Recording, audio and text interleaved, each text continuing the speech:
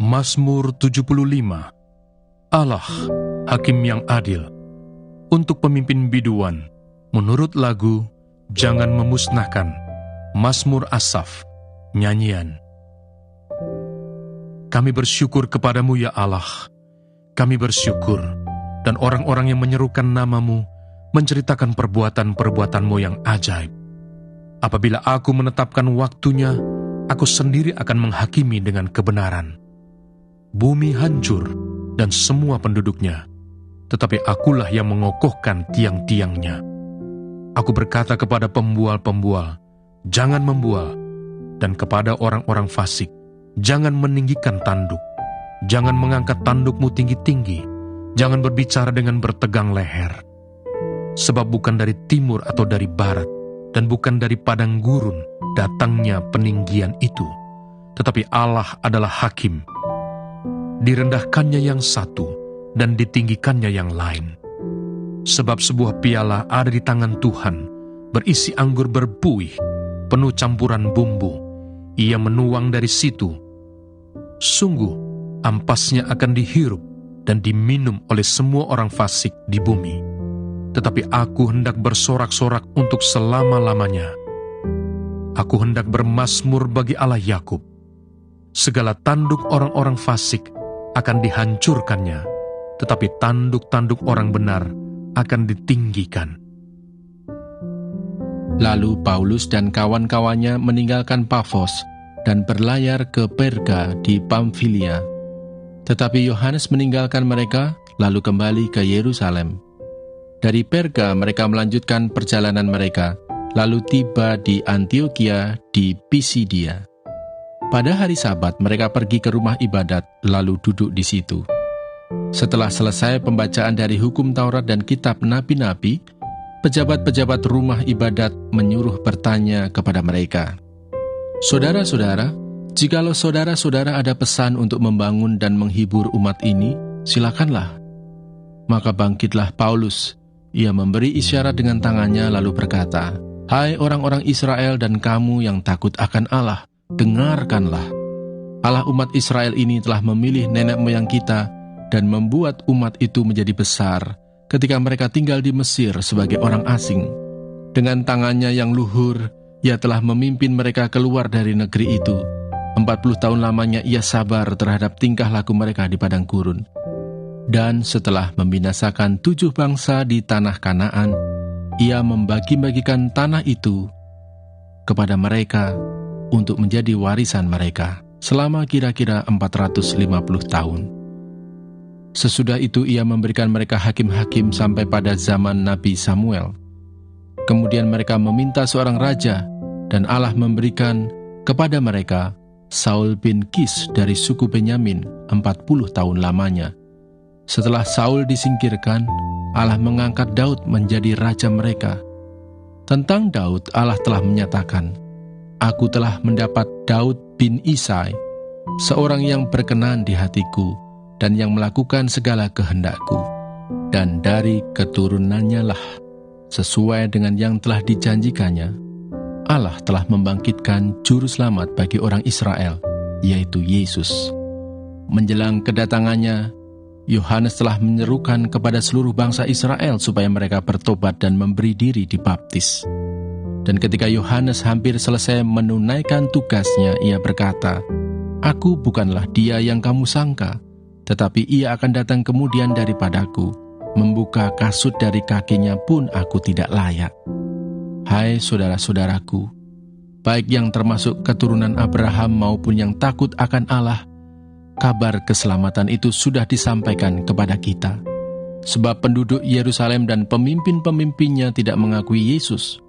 Dengan menjatuhkan hukuman mati atas dia, mereka mengenapi perkataan nabi-nabi yang dibacakan setiap hari Sabat. Dan meskipun mereka tidak menemukan sesuatu yang dapat menjadi alasan untuk hukuman mati itu, namun mereka telah meminta kepada Pilatus supaya ia dibunuh. Dan setelah mereka mengenapi segala sesuatu yang ada tertulis tentang dia, mereka menurunkan dia dari kayu salib, lalu membaringkannya di dalam kubur. Tetapi Allah membangkitkan dia dari antara orang mati, Dan selama beberapa waktu ia menampakkan diri kepada mereka yang mengikuti dia dari Galilea ke Yerusalem. Mereka itulah yang sekarang menjadi saksinya bagi umat ini. Dan kami sekarang memberitakan kabar kesukaan kepada kamu, yaitu bahwa janji yang diberikan kepada nenek moyang kita telah digenapi Allah kepada kita, keturunan mereka, dengan membangkitkan Yesus. Seperti yang ada tertulis dalam Mazmur kedua, "Anakku engkau, aku telah memperanakkan engkau pada hari ini." Allah telah membangkitkan dia dari antara orang mati, dan ia tidak akan diserahkan kembali kepada kebinasaan. Hal itu dinyatakan oleh Tuhan dalam firman ini, "Aku akan menggenapi kepadamu janji-janji yang kudus yang dapat dipercayai, yang telah kuberikan kepada Daud." Sebab itu, ia mengatakan dalam Mazmur yang lain, "Engkau tidak akan membiarkan orang kudusmu melihat kebinasaan." Sebab Daud melakukan kehendak Allah pada zamannya, lalu ia mangkat dan dibaringkan di samping nenek moyangnya, dan ia memang diserahkan kepada kebinasaan. Tetapi Yesus yang dibangkitkan Allah tidak demikian. Jadi ketahuilah, hai saudara-saudara, oleh karena dialah maka diberitakan kepada kamu pengampunan dosa. Dan di dalam dialah setiap orang yang percaya memperoleh pembebasan dari segala dosa, yang tidak dapat kamu peroleh dari hukum Musa. Karena itu, waspadalah, supaya jangan berlaku atas kamu apa yang telah dikatakan dalam kitab nabi-nabi. Ingatlah, hai kamu penghina-penghina, tercenganglah dan lenyaplah. Sebab aku melakukan suatu pekerjaan dalam zamanmu, suatu pekerjaan yang tidak akan kamu percayai jika diceritakan kepadamu. 1 Raja-Raja pasal 6. Salomo mendirikan bait suci. Dan terjadilah pada tahun ke-480, sesudah orang Israel keluar dari tanah Mesir. Pada tahun ke-4, sesudah Salomo menjadi raja atas Israel, dalam bulan Sif, yakni bulan yang kedua, maka Salomo mulai mendirikan rumah bagi Tuhan. Rumah yang didirikan Raja Salomo bagi Tuhan itu 60 hasta panjangnya, dan 20 hasta lebarnya, dan 30 hasta tingginya. Balai di sebelah depan ruang besar rumah itu 20 hasta panjangnya menurut lebar rumah itu, dan 10 hasta lebarnya ke sebelah depan rumah itu. Dibuatnya juga pada rumah itu jendela-jendela yang rapat bidainya. Pada dinding rumah itu sekelilingnya didirikannya kamar tambahan, sekeliling ruang besar dan ruang belakang, dan seluruhnya dibuatnya bertingkat-tingkat. Tingkat bawah 5 hasta lebarnya, yang tengah 6 hasta, dan yang ketiga 7 hasta. Sebab telah dibuatnya ceruk-ceruk pada rumah itu sekeliling sebelah luar, sehingga dinding rumah itu tidak usah dilobangi. Pada waktu rumah itu didirikan, dipakailah batu-batu yang telah disiapkan di penggalian, sehingga tidak kedengaran palu atau kapak atau sesuatu perkakas besi pun selama pembangunan rumah itu. Pintu tingkat bawah ada pada lambung kanan rumah itu, dan orang naik dengan tangga-tangga pilin ke tingkat tengah, dan dari tingkat tengah ke tingkat yang ketiga. Setelah ia selesai mendirikan rumah itu, dibuatnyalah langit-langit rumah itu dari bingkai, dan pemapan dari kayu aras. Dan setelah ia mendirikan kamar tambahan itu pada rumah itu sekeliling, yakni setiap tingkat 5 hasta tingginya, maka rumah itu ditutupinya dengan kayu aras. Kemudian datanglah firman Tuhan kepada Salomo demikian, mengenai rumah yang sedang kau dirikan ini. Jika engkau hidup menurut segala ketetapanku, dan melakukan segala peraturanku, dan tetap mengikuti segala perintahku, dan tidak menyimpang daripadanya, maka aku akan menepati janjiku kepadamu, yang telah kufirmankan kepada Daud ayahmu, yakni bahwa aku akan diam di tengah-tengah orang Israel, dan tidak hendak meninggalkan umatku Israel. Setelah Salomo selesai mendirikan rumah itu, ia melapisi dinding rumah itu dari dalam dengan papan kayu aras. Dari lantai sampai ke balok langit-langit dilapisinya dengan kayu aras. Tetapi lantai rumah itu dilapisinya dengan papan kayu sanobar. Kemudian disekatnyalah 20 hasta bagian belakang rumah itu dengan papan kayu aras, dari lantai sampai ke balok-balok.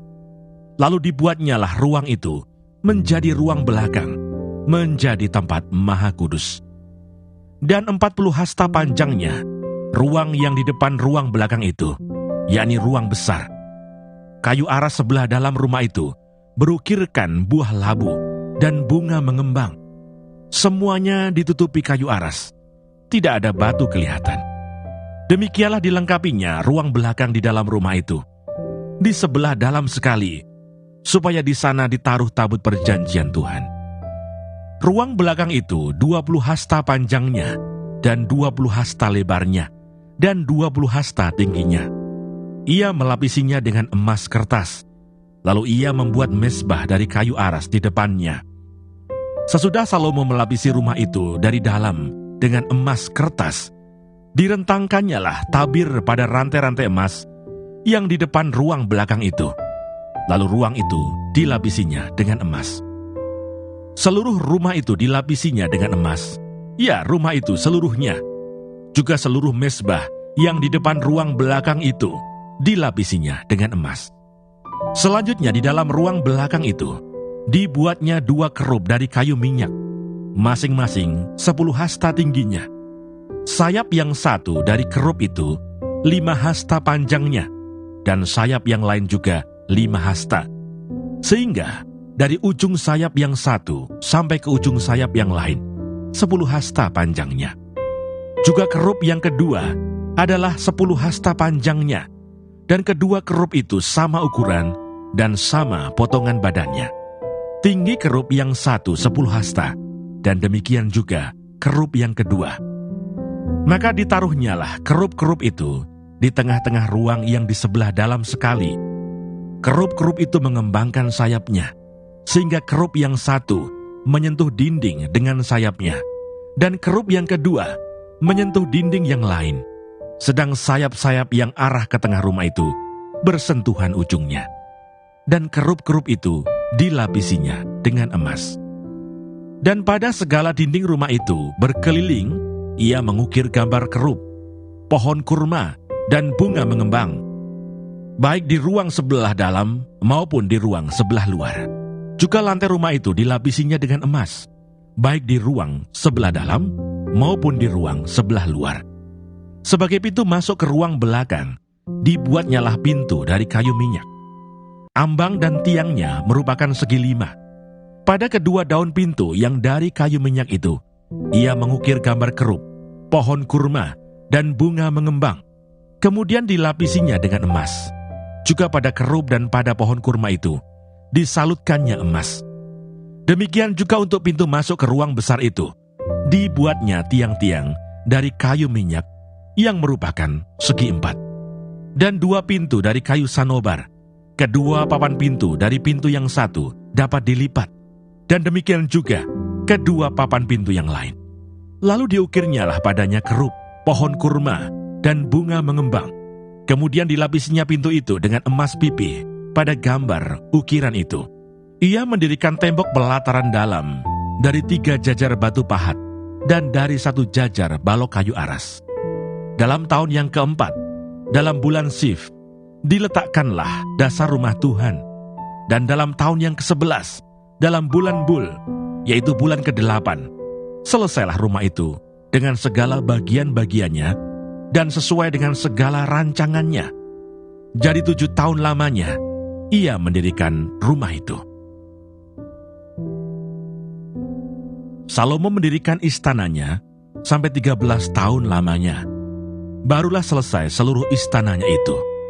Ia mendirikan gedung hutan Libanon, 100 hasta panjangnya, dan 50 hasta lebarnya, dan 30 hasta tingginya.